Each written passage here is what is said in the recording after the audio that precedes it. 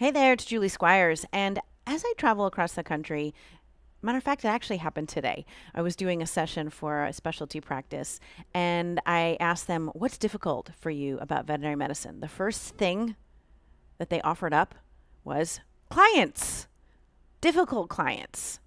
And here's what I want you to consider. What if there are no difficult clients? What if instead there are clients who say words? What if instead there are clients who do things? What if instead there are clients who don't do things? Because here's what's happening. Your brain is just interpreting what people do and don't do, or what they say or don't say, as being difficult. And once you do that, your brain goes into that survival mode and you're no longer able to connect with people. The truth is, the only reason we ever want people to behave differently is because of how we think we will feel if they do. We think that if clients were more appreciative, we'd feel more appreciated. We think if clients were more respectful, we'd feel more respected.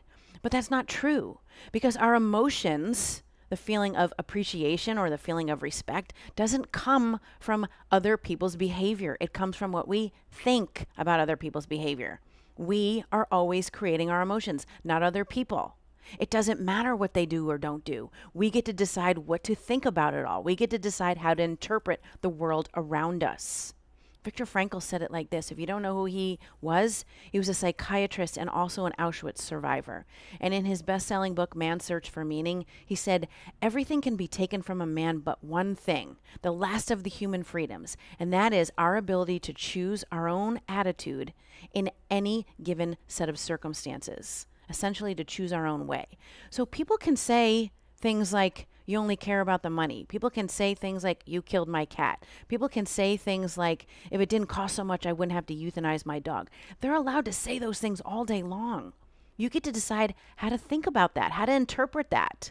That's your work. That's where your power resides. As soon as you start interpreting those things as being difficult, as being disrespectful, you've given all of your power away to other people. Don't do that. Don't do that. Take your power back. You are responsible 100% for your emotions, regardless of how other people behave. And there's a caveat here, of course, because I do understand that there are some people that behave in ways that we should not tolerate in veterinary medicine. I'm all for it. I get it. And yes, those people, we need to call the police. We need to get rid of them. We need to hand their records and get rid of them. Yes, for sure. But those are the outliers. Those are the 1%. I'm talking about all the rest of it. The people that complain about the money, the people who have opinions about you, all of that stuff. You get to decide how to think about it. Stop giving your power away. Take your power back. Those things do not create your emotions. Your thoughts about them do. So decide to think differently. Decide to think that clients sometimes are confused. Decide to think that you too know what it's like to not know where you're going to get the money for a procedure.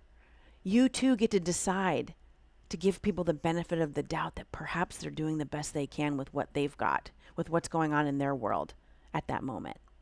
So I hope this was helpful. Thank you.